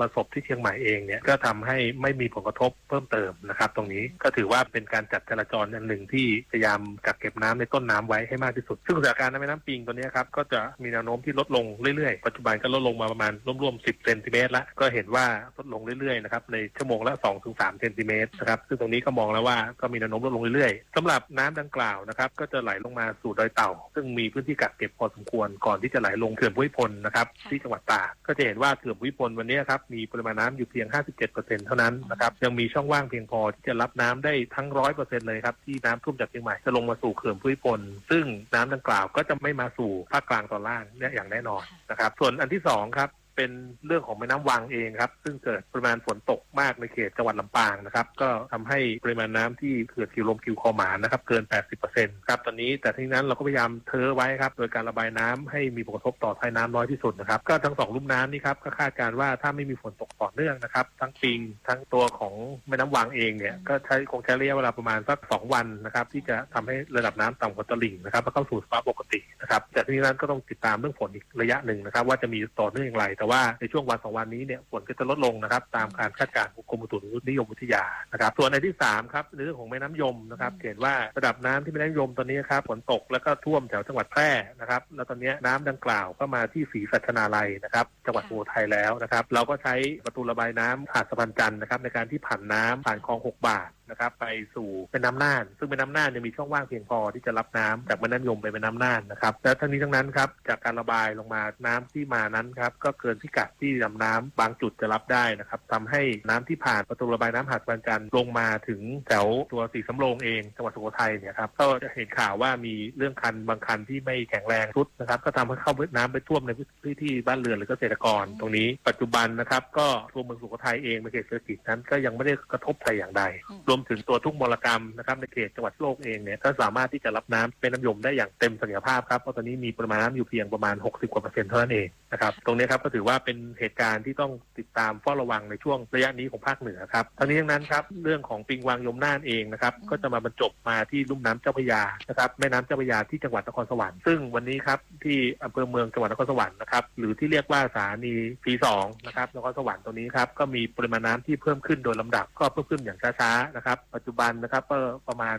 อยู่ในประมาณครึ่งนึงของลำน้ำที่จังหวัดนครสวรรค์นะครับหรือประมาณ 1,800 ลูกบาศก์เมตรต่อนาทีซึ่งทำให้นะครับเราต้องมีความจำเป็นในการระบายน้ำท้ายเขื่อนเจ้าพระยาซึ่งรับน้ำต่อมาจากนครสวรรค์นะครับจากนครสวรรค์มาชัยนาทนะครับก็จะมีเขื่อนเจ้าพระยานะครับตรงนี้เราก็มีความจำเป็นต้องระบายน้ำที่อัตรา 1,500 ลูกบาศก์เมตรต่อนาทีซึ่งเป็นอัตราที่เราเคยระบายแล้วนะครับเมื่อประมาณต้นเดือนกันยายนที่ผ่านมาครับซึ่งผลกระทบเนี่ยก็จะอยู่ในเขตพงเพงบางมานเสนาที่เดิมในเขตจังหวัดพระนครศรีอยุธยานะครับแต่ที่นั้นครับจากการวิเคราะห์สถานการณ์นะครับสถานการณ์น้ำเหนือที่มาเพิ่มขึ้นอย่างต่อเนื่องนะครับจากแม่น้ำวังนะครับที่น้ำมากนะครับแม่น้ำยมที่น้ำมากก็จะมาเพิ่มน้ำที่นครสวรรค์ตรงนี้นะครับและวิเคราะห์ได้ว่าในการระบายน้ำที่รับน้ำจากนครสวรรค์มานะครับในเขื่อนเจ้าพระยาเองก็คงต้องมีการจำเป็นในการที่ต้องเพิ่มการระบายท้ายเขื่อนเจ้าพระยาเพิ่มเติมนะครับในอัตราที่มากขึ้นในอัตราอาจจะไม่เกิน 2,000 ลูกบาศก์เมตรต่อนาทีนะครับตรงนี้ซึ่งจะทำให้ปริมาณน้ำสูงขึ้นอีกประมาณสัก1 เมตรถึง1 เมตร 50 เซนติเมตรนะครับในพื้นที่ที่ท่วมขังอยู่แล้วซึ่งตรงนี้ครับอยากเตือนประชาชนในเรื่องของพื้นที่ลุ่มต่ำริมน้ำตั้งแต่จังหวัดชัยนาทสิงห์บุรีอ่างทองอยุธยาปทุมธานีนนทบุรีและกรุงเทพมหานครนะครับในชุมชนริมน้ำต่างๆก็ต้องเฝ้าระวังติดตามสถานการณ์น้ำอย่างใกล้ชิดครับในส่วนของพื้นที่ที่ยังต้องติดตามในเรื่องของน้ำป่าไหลหลากแล้วก็เฝ้าระวังน้ำล้นตลิ่งเนี่ยก็ยังอยู่ในพื้นที่ทางตอนบนใช่ไหมคะคือตอนนี้เรื่องของน้ำท่วมฉับพลันน้ำป่าไหลหลากครับก็ต้องติดตามทั้งจังหวัดตอนบนทั้งหมดนะครับไม่ว่าจะเป็นเชียงใหม่เชียงรายแม่ฮ่องสอนน่านพะเยาเองนะครับเป็นพื้นที่เดิมนะครับแต่ตอนนี้ทั้งนั้นนะครับตรงนั้นฝนอาจจะเริ่มลดน้อยลงการจัดการน้ำเนี่ยก็ต้องดูน้ำที่มาจากตัวท้ายเขื่อนลงมาว่าท้ายเขื่อนหลักๆภูมิพลสิริกิติ์ลงมานะครับตั้งแต่จังหวัดตากลงมาจังหวัดอุตรดิตถ์ลงมาเนี่ยจนมาถึงจังหวัดพิษณุโลกนครสวรรค์ลงมาถึงตอนล่างเองตอนนี้เราต้องเริ่มมาบริหารจัดการน้ำอย่างใกล้ชิดแล้วนะครับและนี้ด้วยความที่ว่าจะให้มีการระบายน้ำให้มีผลกระทบต่อน้อยที่สุดครับก็ถือว่าในลุ่มน้ำเจ้าพระยาเนี่ยก็ยังอยู่ในการบริหารน้ำที่ยังอยู่ในช่วงก่อนหน้านี้ใช่ไหมคะระดับเดียวกันก็คืออยู่ในช่วงที่เคยระบายอยู่แต่มีแนวโน้มครับก็จะระบายน้ำเพิ่มขึ้นนะครับเนื่องจากตอนนี้ตัวของฝนเนี่ยก็เริ่มมาตกมากขึ้นในท้ายเขื่อนลงมาท้ายเขื่อนกักเก็บน้ำลงมาครับทำให้เราต้องบริหารจัดการน้ำในลำน้ำเพิ่มเติมนะครับตรงนี้แต่ในที่ฟังมาเขื่อนหลักๆนี่ก็ยังสามารถรองรับน้ำได้อยู่เยอะเลยใช่ไหมคะท่านคะได้ครับโดยเฉพาะเขื่อนภูมิพลเองเนี่ยมีน้ำเพียง 57% เท่านั้นเองครับน้ำที่ท่วมเชียงใหม่ก็ลงเขื่อนภูมิพลทั้งหมดนะครับหรือเขื่อนศิริกิติ์เองเนี่ยจะเห็นว่าน้ำตกท่วมในบางอำเภอในจังหวัดน่านตรงนี้ครับก็ลงเขื่อนศิริกิติ์ทั้งหมดนะครับเขายังไม่ได้น่ากังวลนะคะกับสถานการณ์ตรงนี้อยากให้ท่านฝากถึงการแจ้งเตือนประชาชนในการที่อาจจะต้องรับมือกับสถานการณ์น้ำที่อาจจะล้นตลิ่งอะไรอย่างเงี้ยค่ะก็คือช่วงนี้ครับตั้งแต่ปลายเดือนกันยายนนะครับหรือต้นเดือนตุลาคมนะครับก็ตามกรมอุตุนิยมวิทยาเนี่ยได้คาดการณ์ไว้นะครับว่าก็จะมีฝนตกมากขึ้นนะครับจากช่วงก่อนๆนะครับแต่ว่าลักษณะของฝนนะครับโดยเฉพาะในช่วงของต้นเดือนตุลาคมนั้นนะครับอาจจะขยับลงมานะครับไม่ใช่ภาคเหนือตอนบนอาจจะเป็นภาคเหนือตอนล่างหรือภาคอีสานตอนบนนะครับตรงนี้ครับก็ประชาชนในเขตที่อยู่บริเวณริมแม่น้ำนะครับก็ต้องรับฟังข่าวสารจากหน่วยงานราชการอย่างใกล้ชิดในเรื่องการติดตามสถานการณ์น้ำครับก็อยากให้ประชาชนไม่กังวลนะครับในเรื่องของความมั่นคงของเขื่อนเองนะครับเขื่อนเรามีปริมาณที่สามารถกักเก็บและจุไว้ได้นะครับถึงแม้บางเขื่อนจะมีปริมาณที่เกิน 100% ของระดับเก็บกักแล้วเนี่ยมันก็จะมีช่องว่างในส่วนของระดับเก็บกักน้ำสูงสุดที่จะกักเก็บน้ำเพิ่มน้ำให้มากที่สุดนะครับโดยมีการตรวจสอบประเมินนะครับในลักษณะของความมั่นคงของอาคารเองนะครับก็มีความมั่นคงแข็งแรงได้แน่นอนครับตรงนี้ก็ลักษณะของการที่ฝนตกในพื้นที่นะครับอาจจะท่วมในพื้นที่ลุ่มนะครับหรือท่วมในกรณีที่น้ำล้นตลิ่งในบางจุดท้ายเขื่อนกักเก็บน้ำลงมาดังนั้นก็ขอให้ประชาชนนะครับรับฟังสถานการณ์อย่างใกล้ชิดนะครับเพราะช่วงนี้ครับผมเป็นช่วงที่ฝนจะตกชุกมากอย่างที่ผมเรียนไปครับค่ะเช้านี้ค่ะต้องขอบพระคุณผอ.ธเนศสมบูรณ์ค่ะผู้อำนวยการสำนักบริหารจัดการน้ำและอุทกวิทยากรมชลประทานที่มาให้ข้อมูลในการรับมือกับสถานการณ์น้ำนะคะค่ะขอบคุณค่ะครับยินดีครับค่ะสวัสดีค่ะสวัสดีครับ กรมประชาสัมพันธ์ร่วมกับสภากาชาดไทยเชิญชวนบริจาคสิ่งของช่วยเหลือผู้ประสบภัยน้ำท่วมบริจาคได้ที่อาคารปฏิบัติการหลังใหม่ถนนวิภาวดีรังสิตสภากาชาดไทยและสำนักงานเหล่ากาชาดทุกจังหวัดหรือโอนเข้าบัญชีสภากาชาดไทยเพื่อภัยพิบัติธนาคารไทยพาณิชย์เลขที่045-3-04637-0โทร092-246-9633พาณิชย์พาใจพาซอฟต์พาวเวอร์ไทยสู่สากล 5 มาตรการหลักในการแก้ไขปัญหานำเข้าสินค้าและบริการที่ไม่ได้มาตรฐานและผิดกฎหมายจากต่างประเทศมาตรการที่ 1 ให้หน่วยงานบังคับใช้ระเบียบกฎหมายอย่างเข้มข้นโดยบูรณาการตรวจเข้มสินค้าณด่านศุลกากรทั้งการสำแดงพิกัดสินค้าการชำระภาษีมูลค่าเพิ่มการตรวจมาตรฐานผลิตภัณฑ์อุตสาหกรรมและใบอนุญาตจากสำนักงานคณะกรรมการอาหารและยาการเพิ่มอัตราการเปิดตู้สินค้าเพิ่มความถี่ตรวจสอบของไซเบอร์ทีมตรวจสอบสินค้ามาตรฐานจำหน่ายออนไลน์ในส่วนการประกอบธุรกิจมีมาตรการเชิงรุกตรวจสอบผู้ประกอบการผู้ให้บริการให้ปฏิบัติตามกฎหมายไทยการป้องปรามการกระทำอันมีลักษณะเป็นนอมินีโดยให้ผู้เป็นหุ้นส่วนหรือผู้ถือหุ้นคนไทยต้องส่งเอกสารที่ธนาคารออกให้เพื่อรับรองหรือแสดงสถานะการเงินพร้อมกับการขอจดทะเบียนจัดตั้งห้างหุ้นส่วนหรือบริษัทจำกัด104 ปีกระทรวงพาณิชย์ขับเคลื่อนเศรษฐกิจโดยซอฟต์พาวเวอร์ไทยสู่สากลปัญหาการแพร่ระบาดของบุหรี่ไฟฟ้าที่ขยายวงกว้างไปสู่เด็กและเยาวชนมากขึ้นทำให้สำนักงานกองทุนสนับสนุนการสร้างเสริมสุขภาพได้ลงนามความร่วมมือกับ34สถานศึกษาในสังกัดองค์การบริหารส่วนจังหวัดนนทบุรีเพื่อเป็นต้นแบบสถานศึกษาปลอดบุหรี่ติดตามการจัดมาตรการนี้ได้จากนายพัชรพันธ์ประจวบลาภเลขาธิการสถาบันยุวทัศน์แห่งประเทศไทยค่ะตอนนี้ค่ะอยู่กับคุณพัชรพันธ์ประจวบลาภเลขาธิการสถาบันยุวทัศน์แห่งประเทศไทยสวัสดีค่ะสวัสดีครับสวัสดีครับผมท่านผู้ฟังด้วยครับผมค่ะพูดถึงในเรื่องของบุหรี่ไฟฟ้าเนี่ยเข้าถึงไปถึงเด็กเยาวชนของชาติแล้วตอนนี้สถานการณ์เป็นยังไงบ้างคะครับก็ต้องนำเรียนภาพรวมสถานการณ์ข้อมูลของทั้งประเทศก่อนนะครับว่าณวันนี้เนี่ยข้อมูลปี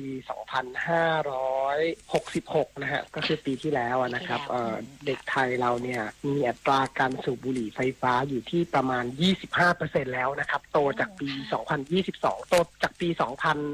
2565 นะครับจากที่ 17.6% เนี่ยพอมาปี 2566 เนี่ยก็ขึ้นมาที่ 25% มันชัดหมายความว่าถ้ามีเด็กสัก4 คนเดินสวนเรามาเนี่ยนะครับก็จะมี1 คนที่สูบบุหรี่ไฟฟ้าก็คิดเป็น1 ใน 4ของประชากรเด็กและเยาวชนของประเทศไทยนะครับเพราะฉะนั้นจะบอกว่าสถานการณ์น่าเป็นห่วงไหมก็ต้องบอกว่าเกินคำว่าน่าเป็นห่วงไปแล้วนะครับเราใช้คำว่าเป็นวิกฤตสุขภาพของน้องๆเยาวชนไทยคือถ้าเกิดเราไปดูย้อนไปสัก20 ปีที่แล้วเนี่ยที่เป็นบุหรี่มวนนะครับเด็กไทยเราไม่ได้สูบบุหรี่มวนในขนาดนี้ใช่แล้วก็ที่สำคัญเนี่ยตัวเลขค่าเฉลี่ยของเด็กที่สูบบุหรี่ไฟฟ้าเนี่ยมันลดลงคือถ้าเราดูตัวเลขค่าเฉลี่ยของบุหรี่มวนเนี่ยจะอยู่ประมาณสัก17 18 19ประมาณนี้นะครับก็คือแปลว่าเป็นเด็กม.ปลายถูกไหมครับผมเด็กอาชีวะที่สูบบุหรี่อะไรเงี้ยแต่พอกลายเป็นบุหรี่ไฟฟ้าเนี่ยค่าเฉลี่ยมันอยู่ที่ประมาณ15 ขวบ 15.6 14 ปลายอะไรเงี้ยมันแปลว่าตอนนี้บุหรี่ไฟฟ้ามันก็ถอยอายุของผู้สูบครั้งแรกเนี่ยจากที่เป็นบุหรี่มวนในม.ปลายกลายเป็นม.ต้นแล้วอันนี้ดูจากตัวเลขมันเหมือนจะตกใจใช่ไหมครับแต่ว่าในทางพื้นที่ครับผมที่เราไม่ได้อ้างอิงจากตัวเลขการสำรวจเหล่านี้เนี่ยมันตกใจมากกว่าเพราะว่าอย่างข้อมูลที่เป็นข่าวกันคือโคมเลยนะครับก็คือเด็ก1 ขวบ 7 เดือนที่พ่อแม่เนี่ยเป็นคนสนับสนุนให้ลูกเนี่ยดูดบุหรี่ไฟฟ้าด้วยซ้ำแล้วก็อัดวิดีโอคลิปเนี่ยลงมาเผยแพร่ในโซเชียลมีเดียหรือเหตุการณ์อื่นๆที่ปรากฏว่าเด็กเล็กสูบบุหรี่ไฟฟ้าที่10 ขวบ 7 ขวบ 9 ขวบอะไรอย่างเงี้ยนะครับเพราะฉะนั้นในเชิงพื้นที่เนี่ยมันเผชิญกับปัญหาเรื่องนี้อย่างรอบด้านเลยคือถ้าเป็นเมื่อก่อนเนี่ยเราจะเห็นว่าข่าวเด็กที่สูบบุหรี่มวนเนี่ยม.ต้นนี่ก็ตกใจเป็นข่าวใหญ่แล้วใช่ไหมครับแต่ตอนนี้กลายว่าบุหรี่ไฟฟ้ามันกลายเป็นเด็กแบบหลัก10ต่ำ15 ขวบลงมาที่ใช้อยู่เพราะฉะนั้นสถานการณ์ก็รุนแรงแล้วก็มีความน่าเป็นห่วงอย่างจริงจังอันนี้ก็อีกอันหนึ่งน่าสนใจนะครับก็นำเรียนท่านผู้ฟังว่าบุหรี่มวนเนี่ยก็เป็นเด็กผู้ชายส่วนใหญ่ที่สูบบุหรี่แต่พอเป็นบุหรี่ไฟฟ้าเนี่ยตัวเลขของเด็กผู้หญิงมันก็จะไล่ตามทันผู้ชายละเมื่อก่อนเนี่ยเด็กผู้ชายสูบบุหรี่มวนเด็กผู้หญิงสูบเนี่ยเอาง่ายๆว่าน่าจะเป็นถ้าเป็นผู้หญิงสูบบุหรี่มวนเนี่ยน่าจะเป็นแบบสัก2 ใน 3ของ100 คนอะไรอย่างเงี้ยตีสัก 2%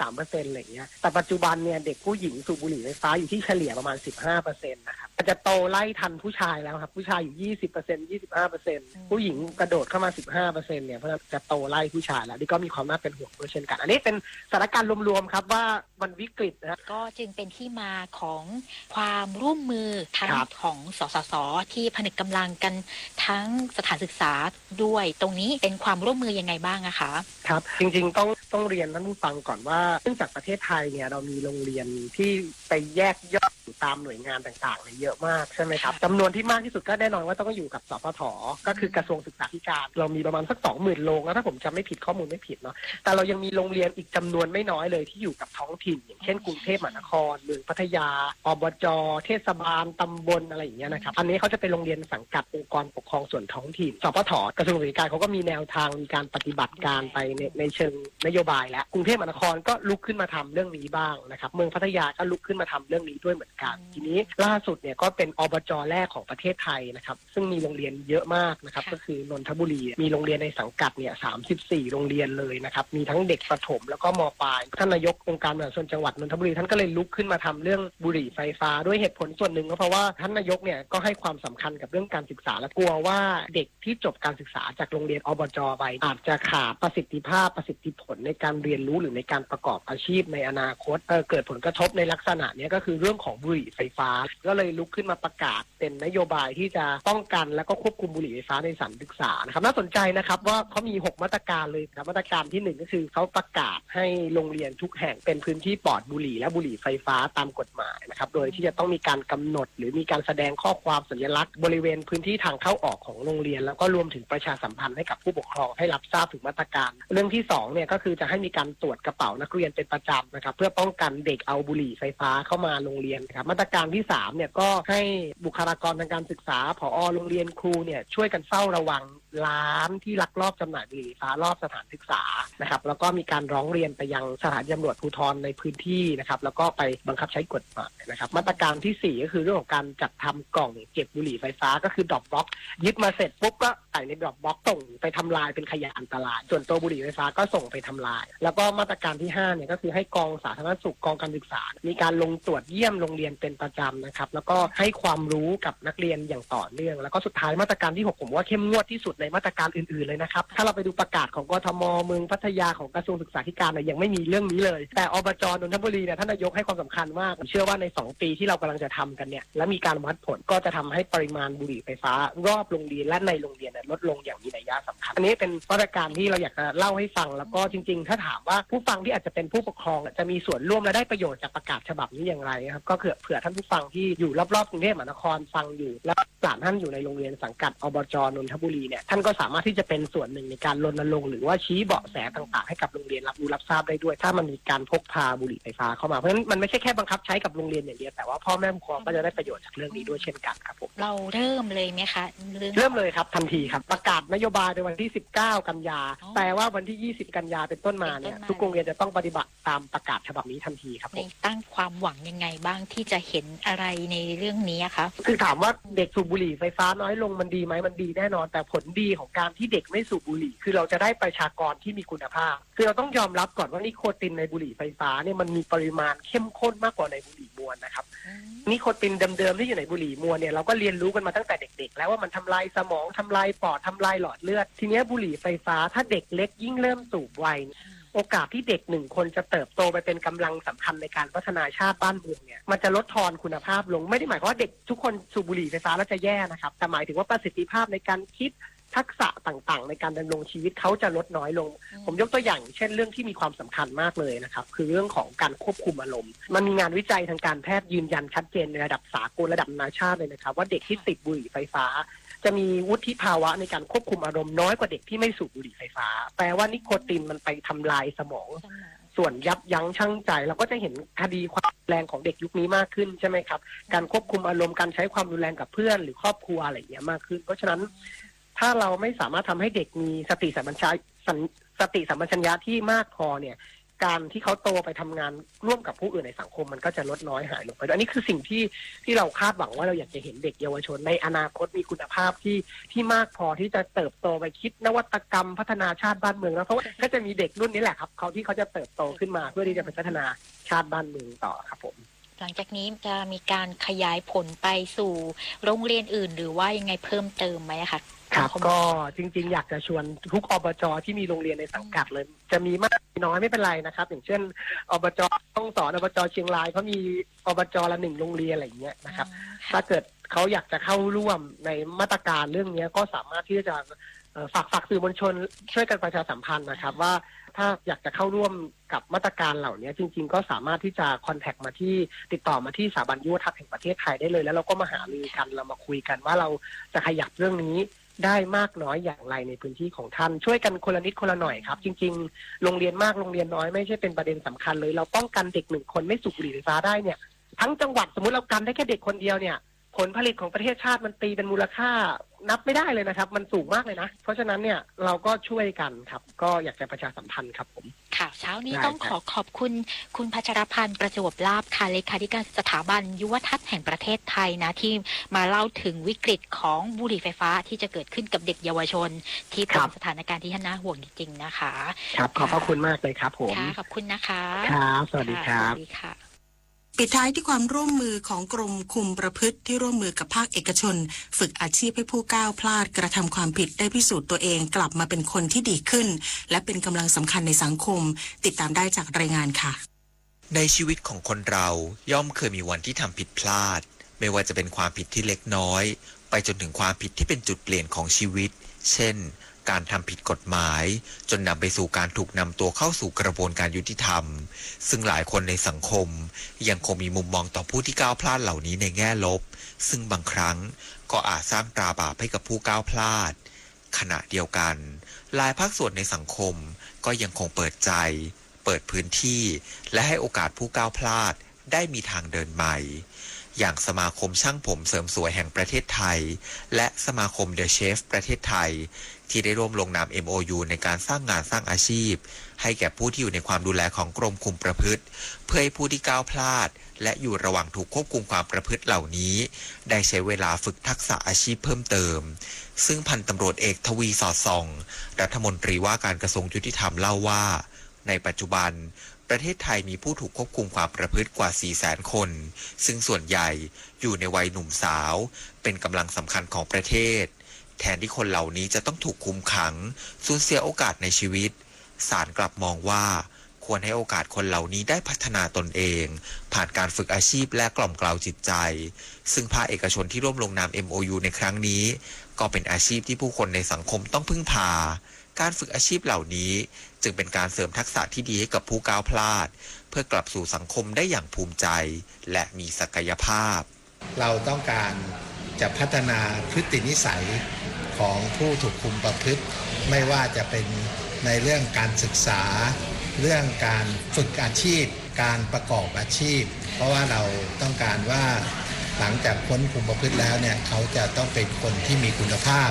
และเป็นคนที่เป็นกำลังหลักในการสร้างครอบครัวสร้างชุมชนและสร้างสังคมหนึ่งในผู้เข้าร่วมโครงการคืนคนดีสู่สังคมนายณัฐรดาชัยหิรันหรือคุณดาดาซึ่งได้รับโอกาสฝึกฝนอาชีพทำอาหารกับกรมคุมประพฤติจนได้รับรางวัลชนะเลิศอาหารหวานในการแข่งขันสตรีทฟู้ดสร้างอาชีพระดับประเทศซีซั่น 3 เล่าว่าโอกาสที่กรมคุมประพฤติและภาคเอกชนให้กับผู้ก้าวพลาดทำให้ตนเองมีรายได้มีอาชีพมีชีวิตที่ดียิ่งขึ้นได้พัฒนาตนเองต่อไปและหากเป็นไปได้ก็อยากให้มีการสนับสนุนในด้านการรับรองคุณวุฒิว่าผู้ที่ผ่านการฝึกอาชีพมาแล้วมีศักยภาพสูงที่จะเข้าทำงานในตำแหน่งที่มั่นคงได้ก็ขอบคุณทางท่านรัฐมนตรีสมาคมเชฟแห่งประเทศไทยกรมคุมประพฤติท่านอธิบดีแล้วก็ผอ.สำนักงานคุมประพฤติและพี่ๆทุกคนที่มอบโอกาสให้ทำงานต่อเรียนรู้การพัฒนาฝีมือในด้านเชฟได้ชีวิตใหม่เลยเหมือนกับคนที่ว่าโดนปิดสวิตช์ไฟแล้วพอออกมาปุ๊บไฟมันเปิดแล้วสังคมกลับรับเราแล้วก็ผู้ใหญ่หน่วยงานราชการได้ช่วยเหลือเราทำให้เรายืนอยู่ได้แล้วก็มีเงินใช้ดูแลตัวเองได้พึ่งพาตัวเองได้ในขั้นต้นแล้วก็ยังต่อยอดให้เรามีโอกาสได้ทำงานในที่ดีขึ้นอีกหลังจากนี้เมื่อผู้ที่ผ่านการฝึกฝนอาชีพจากกรมคุมประพฤติได้พัฒนาตนเองและกลับสู่สังคมย่อมจะได้นำศักยภาพที่ฝึกฝนมาไปพิสูจน์ตนเองสลายอคติที่บางคนเคยมองผู้ก้าวพลาดในแง่ลบให้เขาเหล่านั้นได้เห็นมุมมองใหม่ๆว่าแม้คนคนหนึ่งจะเคยก้าวพลาดเคยผิดพลั้ง แต่เราสามารถเป็นคนที่ดีขึ้นได้หากได้รับโอกาสได้รับเส้นทางชีวิตใหม่รวมทั้งยังสามารถกลายเป็นกำลังสำคัญของสังคมร่วมขับเคลื่อนประเทศให้ก้าวต่อไปด้วยกันปริญญวิทย์ เปี่ยมสมบูรณ์รายงาน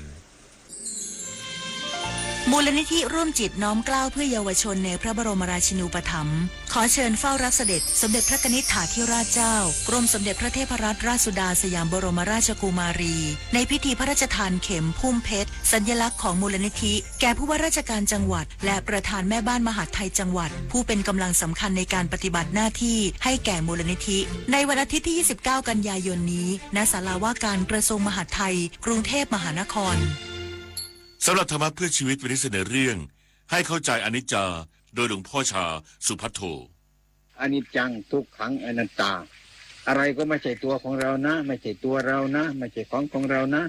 พอได้ยินเท่านี้แหละโยมลุกพึบไปเลยไม่ใช่ตัวของเราเอาไว้ทำไมฟังไม่ดีนะฟังไม่ดีนะฟังไม่ถูกธรรมะนะทีนี้ที่เราเรียกว่าตัวเราด้วยของเราเนี่ยมันมีจริงไหมได้ไหม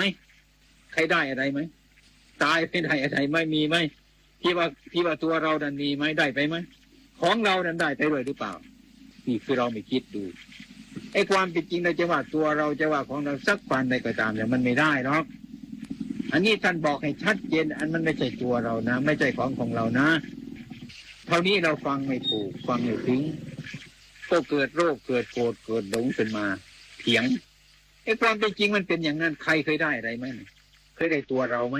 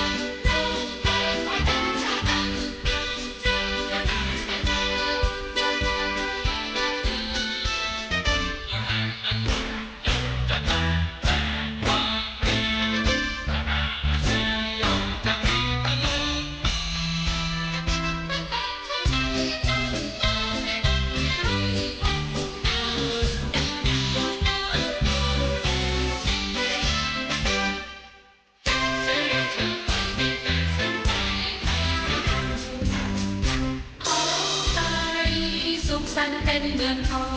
งด้วยการปกครองวิสุทธิสดใสเสรีประชาธิปไตยเป็นศักดิ์หลักชัยที่ของไทยนำพา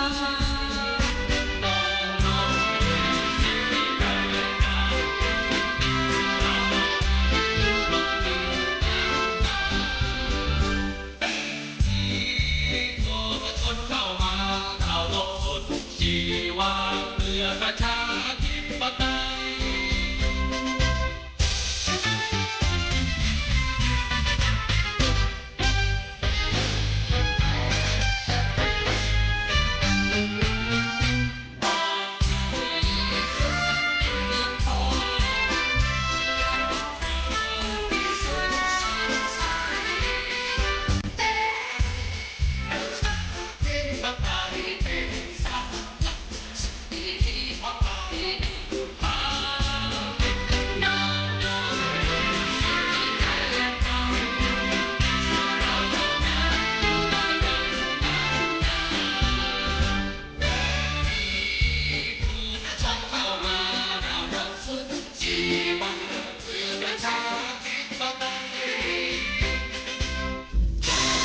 ธงชาติและเพลงชาติไทยเป็นสัญลักษณ์ของความเป็นไทย เราจงร่วมใจยืนตรงเคารพธงชาติด้วยความภาคภูมิใจในเอกราชและความเสียสละของบรรพบุรุษไทย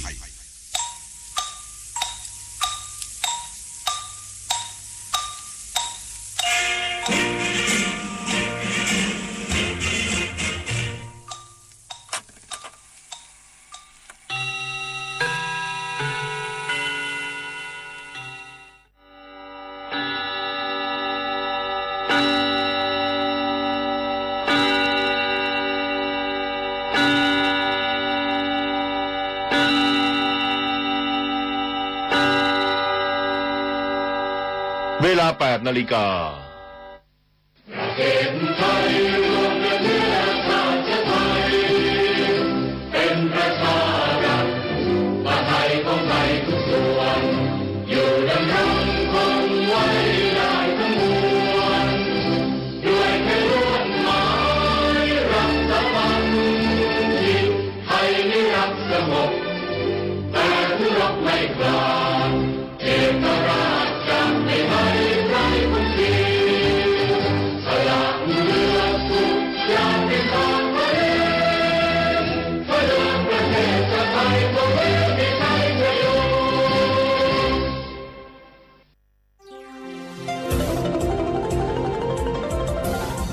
วิทยุแห่งประเทศไทยให้ความรู้คู่ความสุข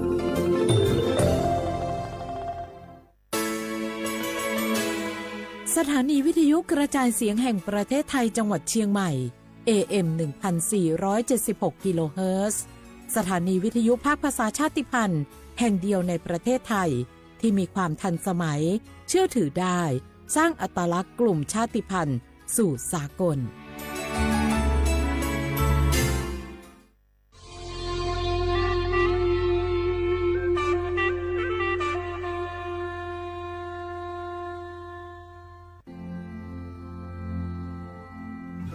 รากฐานสังคมไทยตั้งแต่อดีตจนถึงปัจจุบันเคารพเทิดทูนสถาบันพระมหากษัตริย์เป็นศูนย์รวมจิตใจที่เหนียวแน่นของคนไทยในเวลาที่เกิดวิกฤตทางการเมืองพระบารมีของพระเจ้าอยู่หัวก็ทำให้เกิดความสงบและช่วงที่เกิดวิกฤตเศรษฐกิจปรัชญาเศรษฐกิจพอเพียงของพระเจ้าอยู่หัวรัชกาลที่ 9พระราชทานให้กับคนไทยก็ทำให้ผู้ที่น้อมนำมาปฏิบัติมีภูมิคุ้มกันและไม่เกิดความเสียหายพระปฐมบรมราชโองการของพระเจ้าอยู่หัวรัชกาลที่ 10เราจะสืบสานรักษาและต่อยอดและครองแผ่นดินโดยธรรมเพื่อประโยชน์สุขแห่งอาณาราษฎรตลอดไปพระมหากษัตริย์ไทยทุกพระองค์ทรงห่วงใยราชเสมอสถาบันพระมหากษัตริย์ไทยศูนย์รวมใจไทยทั้งชาติ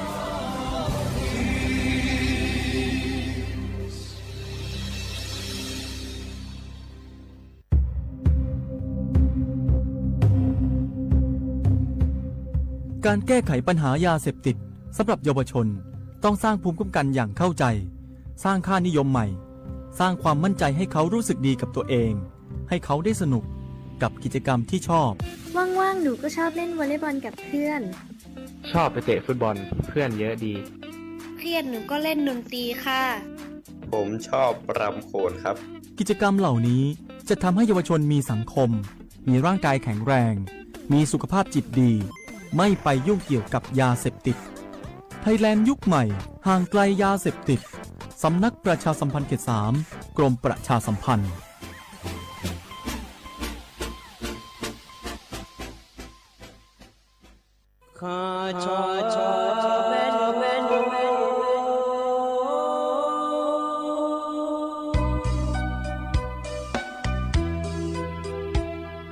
让你照顾了